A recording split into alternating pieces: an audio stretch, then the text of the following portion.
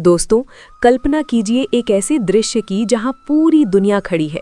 एक तरफ वो लोग हैं जो दिन रात ईश्वर का नाम लेते हैं, माथे पर तिलक है, हाथों में माला है, लेकिन उनकी आंखों में आंसू हैं, जीवन में संघर्ष है।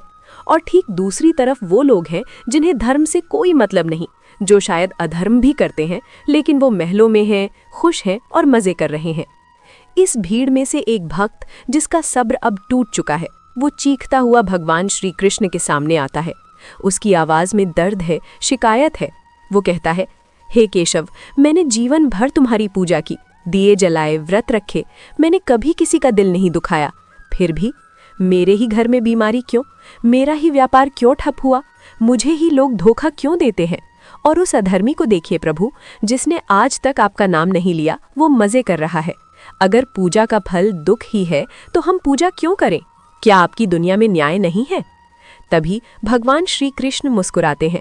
उनकी मुस्कान में कोई व्यंग नहीं, बल्कि एक गहरे टीचर, एक गुरु की गंभीरता है। वो उस भक्त के कंधे पर हाथ रखते हैं और पूरी दुनिया को संबोधित करते हुए एक बहुत ही साधारण लेकिन हिला देने वाला उदाहरण देते हैं। श्री कृष्ण कहते हैं, मेरे प्यारे मित्र, तुम्हारा सवाल जायज है, लेकिन तुम्हारी देखने की दृष्टि अधूरी है। चलो मैं तुम्हें एक पत्थर और मूर्तिकार का उदाहरण देता हूँ, ध्यान से सुनना। एक मूर्तिकार जंगल में जाता है। उसे वहां दो बड़े पत्थर दिखाई देते हैं। वो पहले पत्थर पर अपनी छेनी और हथौड़ा चलाता है। जैसे ही पहली चोट पड़ती है, वो पत्थर चीख उठता है, अरे मुझे मत मारो, मुझे दर्द हो रहा है, मुझे छोड़ दो।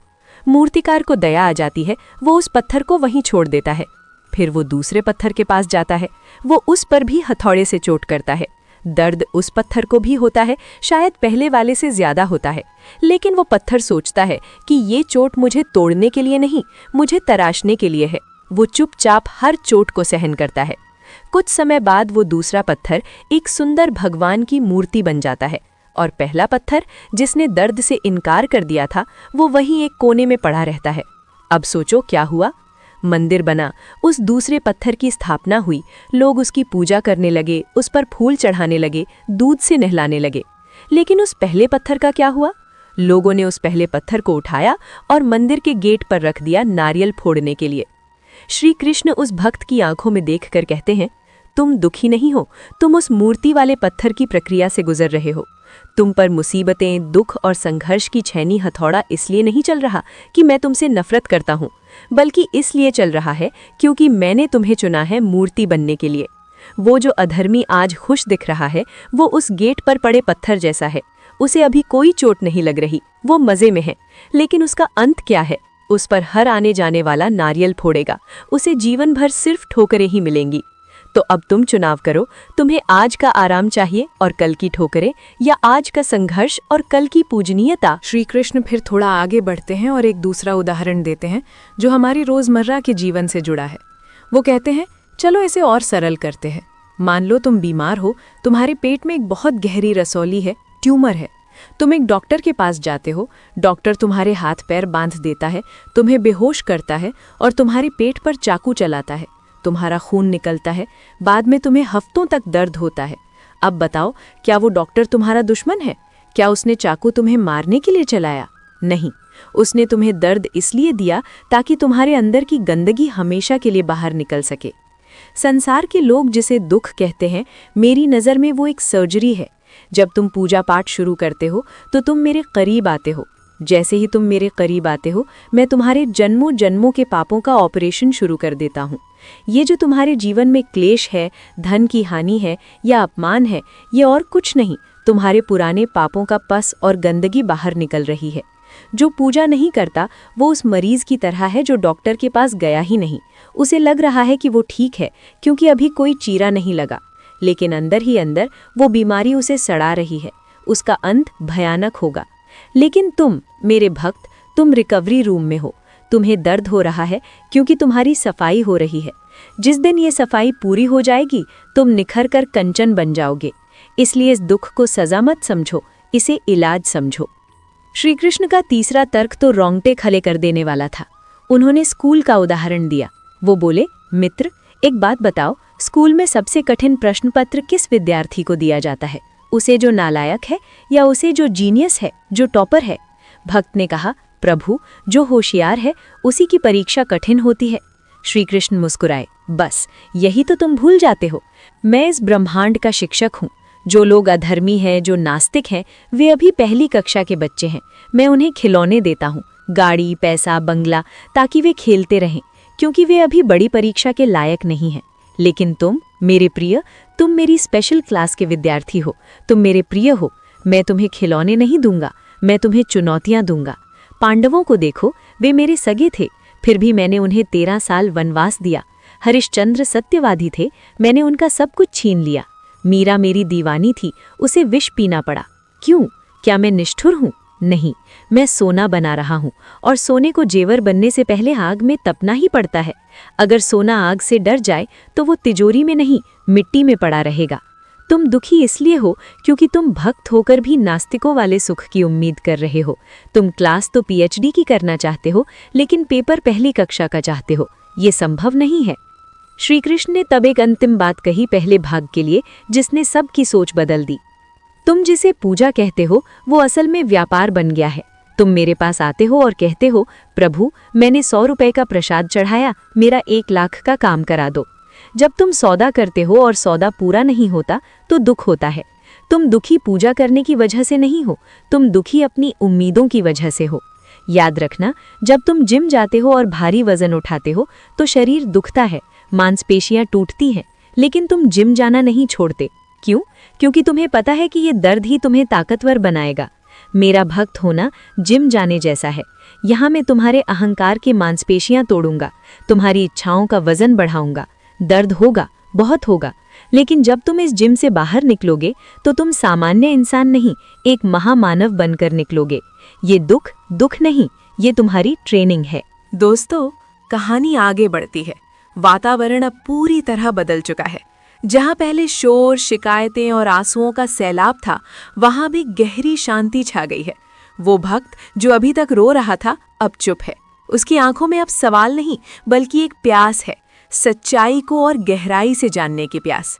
भगवान श्री कृष्ण ने ये तो बता दिया कि दुख एक सफाई है, एक ट्रेनिंग है, लेकिन अब सवाल ये उठता है कि इस ट्रेनिंग को झेले कैसे, मन को शांत कैसे रखें।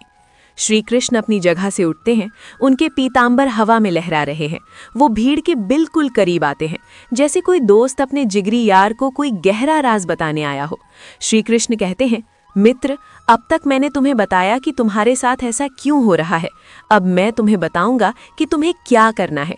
और यकीन मानो, अगर आज तुमने ये समझ लिया तो दुनिया का बड़े से बड़ा दुख भी तुम्हारे सामने घुटने टेक देगा। श्री कृष्ण फिर एक बहुत ही आधुनिक और सटीक उदाहरण देते हैं, जिसे आज का हर इंसान समझ सकता है। पहला, जीपीएस और ड्राइवर का भरोसा। श्री कृष्ण कहते हैं, जरा सोचो, तुम एक अनजान शहर में हो, तुम्हें रास्ता नहीं पता, तुम एक टैक्सी में बैठते हो। ड्राइवर अपना जीपीएस चालू करता है और गाड़ी बढ़ा देता है। अचानक ड्राइवर गाड़ी को एक ऊबड़ खाबड़ कच्ची सड़क पर उतार देता है। वहां गड्ढे हैं, धूल है। क्या तुम पीछे बैठकर रोने लगते हो? क्या तुम ड्राइवर का गिरेबान पकड़कर कहते हो, तू मुझे कहाँ ले आया, तू मेरा दुश्मन है? नहीं, तुम चुपचाप बैठे रहते हो।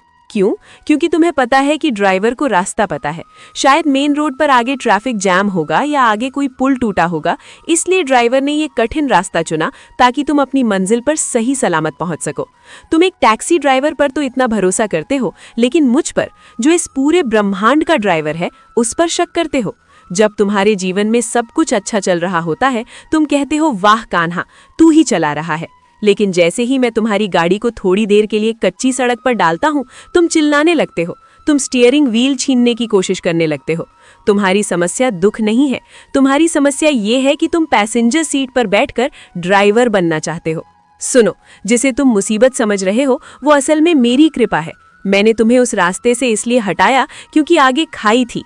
मैंने तुम्हारा वो रिश्ता इसलिए तोड़ा क्योंकि वो इंसान आगे चलकर तुम्हारी जिंदगी नर्क बनाने वाला था।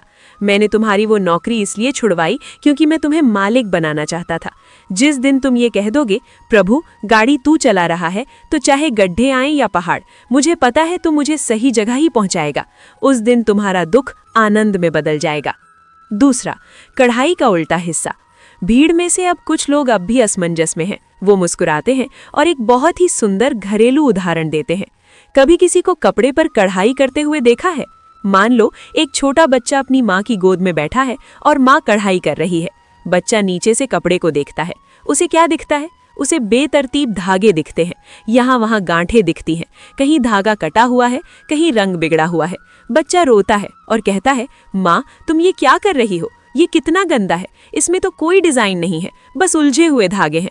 माँ मुस्कुराती है, वो कपड़े को पलटकर बच्चे को ऊपर का हिस्सा दिखाती है। वहाँ एक सुंदर सा फूल बना होता है, एकदम परफेक्ट। माँ कहती है, बेटा तुम नीचे से देख रहे थे इसलिए तुम्हें सिर्फ गांठें और उलझनें दिख रही थीं। मैं ऊपर से देख रही थी इसलिए मुझे पता था कि मैं क्या बना रही हूँ। श्री कृष्ण की आवाज़ अब गूंजती है, हे मनुष्यों, तुम्हारा नजरिया उस बच्चे जैसा है। तुम जीवन को नीचे से देख रहे हो। तुम्हें सिर्फ दुख, संघर्ष और उलझनें दिखाई दे रही हैं। तुम्हें लग रहा है कि तुम्हारे जीवन का कोई मतलब नहीं है, लेकिन मैं ऊपर से देख रहा हूँ। मैं तुम्हारे जीवन की कढ़ाई कर रहा हूँ। तुम्हें जिसे गांठ लग रही है वो असल में मजबूती है। जिसे तुम कटा हुआ धागा समझ रहे हो वो एक नई शुरुआत है। मुझ पर विश्वास रखो, जब तुम्हारा जीवन पूरा होगा और मैं उसे पलट कर दिखाऊंगा तो तुम खुद कहोगे, वाह प्रभु क्या चित्र बनाया है। तब तक इन गांठों को देखकर रोना बंद करो और कारीगर पर भरोसा रखो। तीसरा, छाता और बारिश। भीड़ में से एक आवाज आती है, हे गोविंद, मान लिया कि ये ट्रेनिंग है, लेकिन ये दर्द बहुत होता है। क्या पूजा करने से ये दर्द कम नहीं हो सकता? क्या तेरी भक्ति में इतनी शक्ति नहीं कि हमारे कर्मों को मिटा दे? श्री कृष्ण बेहद गंभीरता से उत्तर देते हैं, इस भ्रम को आज ही तोड़ दो।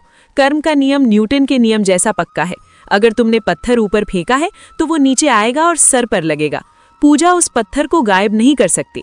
तो फिर तुम पूछोगे, हम पूजा क्यों करें? सुनो, मान लो बाहर मूसलाधार बारिश कर्म हो रही है। तुम मुझे पुकारते हो, मैं बारिश बंद नहीं करूंगा क्योंकि बारिश प्रकृति का नियम है, लेकिन मैं तुम्हें एक छाता दे दूंगा। बारिश अब भी होगी, पानी अब भी गिरेगा, लेकिन तुम भीगोगे नहीं, तुम सूखे रहोगे। मेरी भक्ति वो छाता है।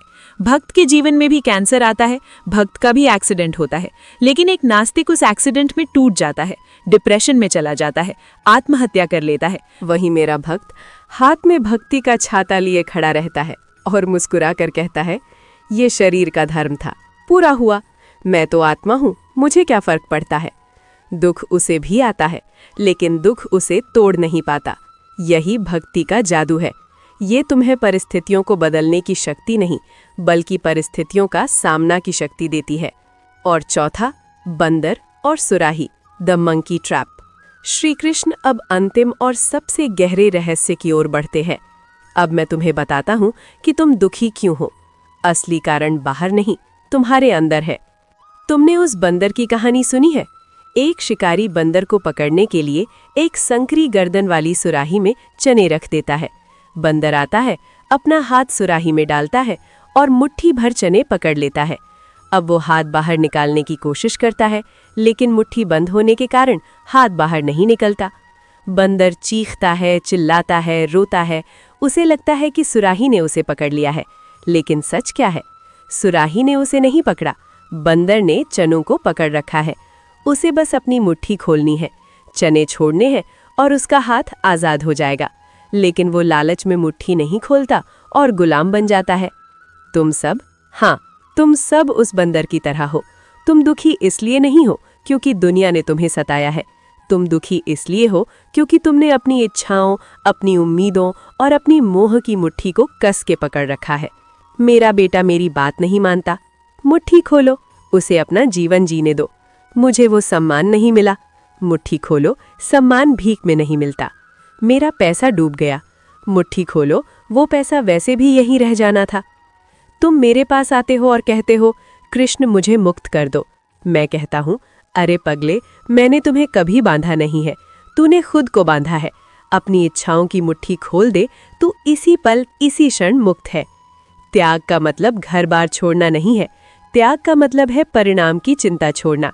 जिस दिन तुम काम करोगे और फल की चिंता नहीं करोगे, उस दिन तुम्हें कोई दुख छू भी नहीं पाएगा। अंत में श्री कृष्ण अपनी बांसुरी उठाते हैं। उनकी आवाज में अब ब्रह्मांड जैसी गूंज है। तो उठो, अर्जुन की तरह गांडीव उठाओ, रोना बंद करो। ये मत कहो कि मैं बहुत पूजा करता हूँ इसलिए मुझे दुख नहीं मिलना चाहिए, बल्कि छाती चौड़ी करके कहो, हे ईश्वर, मुझे पता है कि तू मुझे तराश रहा है। तू जितनी चाहे चोट मार ले, मैं टूटूंगा नहीं, मैं निखर कर दिखाऊंगा।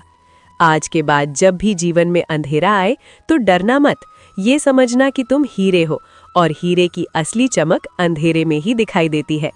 जब भी दुख आए तो सोचना कि प्रमोशन का एग्जाम चल रहा है। अपनी पूजा को व्यापार मत बनाओ, उसे प्रेम बनाओ और याद रखना, मैं तुम्हारे सामने नहीं, तुम्हारे साथ खड़ा हूँ। जो मेरे इस ज्ञान को समझ गया उसके लिए दुख दुख नहीं रहता, वो प्रसाद बन जाता है। दोस्तों, उस भक्त ने अपने आंसू पोंछ लिए।